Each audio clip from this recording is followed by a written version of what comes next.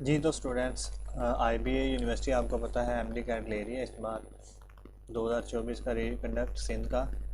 तो उसमें हम ये IBA ने एक बार 1999 में MD कैट लिया था। इसके अलावा 1998, 2000, 2001 के भी MCQs मैंने सोल्व किए थे। आज हम 1999 के जो पास्ट पेपर में आए हैं IBA के, वो वाले सोल्व करेंगे। Chemistry portion, a molecular formula is a unit which consist of. Molecular formula में क्या होता है? Multiple of a formula unit, quotient of a formula unit, smallest possible collection of atoms, equal number of atoms. तो ये देखिए molecular formula अगर मैं लिखता हूँ CH4 का, तो इसमें आपको पता चल रहा है कि इसमें हमें ये पता चल रहा है कि इसके number of collection of atom कितनी है। कार्बन की 1, हाइड्रोजन की 4। तो हमें मॉलिक्यूलर फार्मूला क्या पता है? Smallest possible collection of atoms. दूसरा है the ratio of diffusion of gases is governed by. तो डिफ्यूजन ऑफ गैसेस कौन बताता है? ग्राहम्स लॉ, चैप्टर 3 का सवाल था। In order to determine the boiling point of liquid a person needs to observe. आपको पता है कि जो लिक्विड का बॉइलिंग पॉइंट होता है वो एक्सटर्नल प्रेशर पे डिपेंड करता है। अगर एक्सटर्नल प्रेशर ज़्यादा करोगे तो बॉइलिंग पॉइंट भी ज़्यादा होगा, और एक्सटर्नल प्रेशर टेम्परेचर पे डिपेंड करता है। तो ये तीनों आपस में इंटर रिलेटेड है। तो बॉइलिंग पॉइंट जानने के लिए हमें क्या चाहिए? वॉल्यूम टेम्परेचर रिलेशनशिप नहीं, ये नहीं चाहिए वॉल्यूम का। वॉल्यूम प्रेशर रिलेशनशिप भी नहीं चाहिए। प्रेशर टेम्परेचर रिलेशनशिप, ये बी वाला चाहिए। ये देखो प्रेशर और ये टेम्परेचर रिलेशनशिप चाहिए। तो बी वाली ऑप्शन ठीक होगी इसकी। चौथा है election of an electron are quantized in spot by fact that. Election का मतलब होगा वो जो ट्रांसफ़र है, मतलब ये ऊपर वाले शेल से नीचे वाले शेल में इलेक्ट्रॉन का आना या फिर नीचे वाले से ऊपर वाले में जाना, ये इलेक्ट्रॉन का ट्रांसफ़र। ये क्वांटाइज्ड है। क्वांटाइज का मतलब इसको ऊपर से नीचे आते हुए एक फिक्स्ड एनर्जी रिलीज करनी है और इसको नीचे से ऊपर जाते हुए एक fixed amount of energy absorb करनी है। ठीक है, तो ये क्वांटाइज्ड है। तो इसकी रीज़न क्या है? मतलब इसका कौन सी स्टेटमेंट इसको सपोर्ट कर रही है? Samples of the same element always produce different spectra. ये गलत बात है। सेम एलिमेंट के एटम हमेशा सेम स्पेक्ट्रा प्रोड्यूस करते हैं, एक जैसा ही। Atom were excited give continuous spectra, नहीं कंटिन्यूसली लाइन स्पेक्ट्रा देती है। जब एटम एक्साइड होते हैं तो आपने देखा होगा सोडियम की 3 लाइनें बनती हैं, 3 लाइन मतलब लाइन स्पेक्ट्रा उसका मिलता है। All elements exhibit same atomic spectra. All elements का सेम एटॉमिक स्पेक्ट्रा नहीं, हर एलिमेंट का डिफरेंट होगा, मगर एक ही एलिमेंट के जो एटम है उनका एटॉमिक स्पेक्ट्रा सेम होगा। Under the right condition only certain wavelength are emitted by the element. ये बात ठीक है कि एक कंडीशन पर जो एटम है वो एक कुछ खास वेवलेंथ ही एमिट करेगा, सारी की सारी वेवलेंथ वहाँ से एमिट नहीं होंगी। The term 2 pi radian is. तो 2 पाई रेडियन वो जो बोहर फार्मूला में था ना, mv is equal to N H over 2 pi. इसको दोबारा से लिखते हैं, mv R is equal to N H over 2 pi जो था, एन एच ओवर 2 पाई। तो कह रहा है ये 2 पाई हमें क्या बता रहा है? मैस ऑफ एन इलेक्ट्रॉन नहीं, ये नहीं बता रहा। मोमेंटम ऑफ इलेक्ट्रॉन ये भी नहीं बता रहा। Stationery orbit of an electron ये बताता है हमें 2 पाई कि जो स्टेशनरी ऑर्बिट है इलेक्ट्रॉन का वो बताता है। ऑर्बिट क्या होता है ये? तो ये 2 पाई क्या होता है? 2 पाई रेडियन। 2 पाई का मतलब होता है ये ऑर्बिट का, स्फीयर का जो सर्कल है, स्फीयर का जो रेडियस होता है वो 2 पाई रेडियन को करता है रिप्रेजेंट। तो स्टेशनरी ऑर्बिट को रिप्रेजेंट करता है। 1 मोलर सोल्यूशन मीन्स, 1 मोलर का मतलब होता है कि 1 मोल जो है वो 1 लीटर में डिजोल्व हो। आपको पता हो मोलैरिटी का formula, number of moles divided by volume in litres. मतलब अगर one number of moles 1 litre में डिजोल्व हुए हों तो मोलारिटी कितनी आएगी 1/1, 1 नहीं आएगी ना, 1 मोल। तो 1 मोल सोल्यूशन बनाने के लिए हमें 1 मोल सोल्यूट को 1 लीटर सॉल्वेंट में डिसॉल्व करना है। 1 gram molecular weight of a substance in a litre of solution. तो यही हमारे पास ग्राम मोलिकुलर वेट को मोल भी कहते हैं, ये ऑप्शन ठीक है। अब बाकियों में देखें तो इसमें 1000 ग्राम ऑफ अ सॉल्वेंट ये भी नहीं है, लीटर चाहिए 100 ग्राम भी नहीं है, ये भी नहीं है। Hydration is a process where, hydration क्या है? हाइड्रेशन एक ऐसा प्रोसेस है जहाँ पर ये जो होते हैं वाटर के मॉलिक्यूल सोल्यूट को घेर लेते हैं। Water molecules become associated with the compound, मतलब वो सोल्यूट को घेर लेते हैं।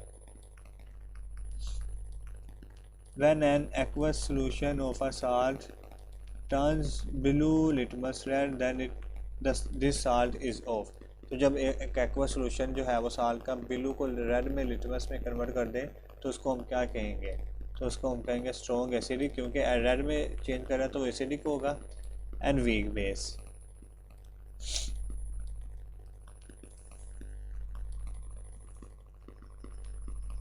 नेक्स्ट हमारे पास क्वेश्चन, इसको मैं थोड़ा सा जूम कर लूँ। अच्छा, elements having 1 valence electron are known as. तो ऐसे एलिमेंट जिसमें एक ही वैलेंस इलेक्ट्रॉन हो वो कौन से हैं? वो अल्कली मेटल्स हैं। हेलोजन में तो 7 होते हैं, एक्टिनाइड्स में तो डी ब्लॉक है, ब्लॉक एलिमेंट्स में ज़्यादा होंगे,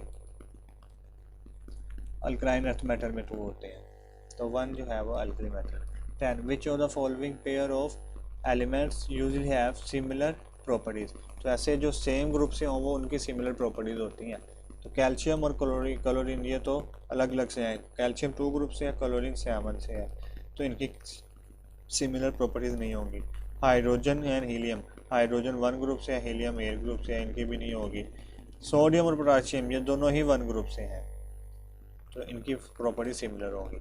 1 ग्रुप का lithium, sodium, potassium, rubidium and caesium, ये दोनों 1 ग्रुप। ये तो इसमें देखिए सोडियम और पोटाशियम 1 ग्रुप से, इनकी सिमिलर प्रॉपर्टीज होगी।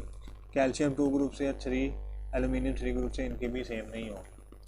Elements are classified into S and P D and block element on the basis of their electronic configuration की बेस पे, जिसकी मतलब लास्ट वाला इलेक्ट्रॉन एस में आए उसे हम एस ब्लॉक कह देंगे, जिसका पी में उसे पी, डी में एफ, इस तरह।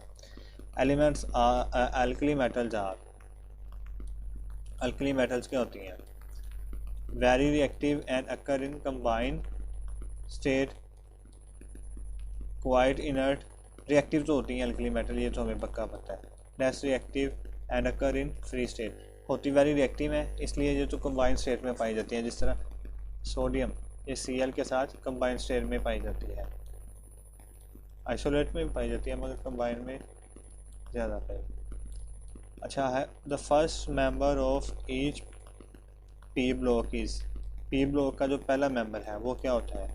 Distinctively metallic, radio active element, typically non metal. तो पी ब्लॉक का पहला एलिमेंट हमेशा नॉन मेटल, जिस तरह फ्लोरीन। पी ब्लॉक का अगर आप देख रहे हैं ऑक्सीजन, ऑक्सीजन के बाद क्या आता है? Sulphur, fluorine, chlorine, bromine, iodine. तो इसका जो ऊपर वाला मेटल वो हमेशा नॉन मेटल होगा, इसका भी ऊपर वाला नॉन मेटल होगा। पी ब्लॉक हमेशा नॉन मेटल होता है, ऊपर वाला metal. Which one of the following element does not show allotropy, किसकी एलोट्रोपी नहीं होगी? सल्फर की होती है, कार्बन की भी होती है, नाइट्रोजन की नहीं होती, फॉस्फोरस की होती है।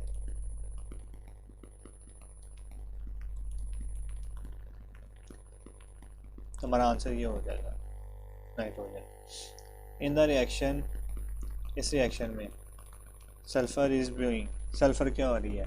सल्फर की अगर यहाँ पे ऑक्सीडेशन स्टेट देखें तो यहाँ पे इसकी +1, ये -2, ठीक है, -2 यहाँ पर है तो यहाँ पर जाते हुए 0, तो -2 से 0 ऑक्सीडेशन स्टेट क्या हुई? भरी, और जिसकी ऑक्सीडेशन स्टेट भरे उसे हम क्या कहते हैं? वो ऑक्सीडाइज हुआ है। The oxidation state of manganese in KMnO4, KMnO4 में मैंगनीज की ऑक्सीडेशन स्टेट हमें पता है कि जिसकी ऑक्सीडेशन स्टेट निकालनी हो उसको हम 1 ले लेते हैं, बाकी की ऑक्सीडेशन स्टेट लगाते हैं। इसकी 1 थी, पोटाशियम की मैंगनीज की निकालनी थी, उसको X ले लिया, सॉरी जिसकी निकालनी है उसको X लेते हैं। ऑक्सीजन की -2 होती है। तो +1 ये x चाहिए हमें, -8 0 +1 -8 -7 x -7 is equal to 0। x -7 दूसरी साइड पे क्या होगा, x +7। तो देखिए +7 का कहाँ पर है, डी वाली ऑप्शन।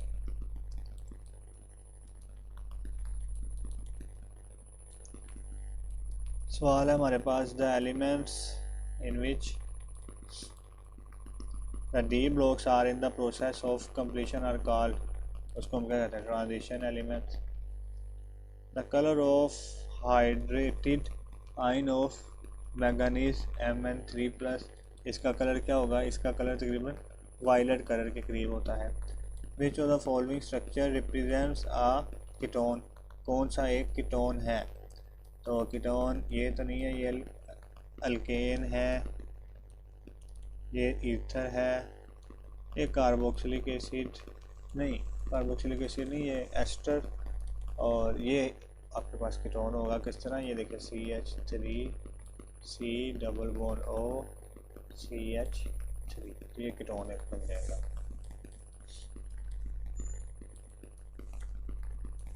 नेक्स्ट पेज देखते हैं,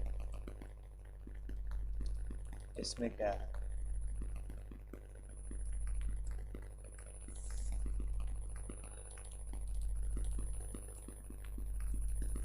the compound which could undergo oxidation easily, कौन सा कंपाउंड इजीली ऑक्सीडाइज होगा।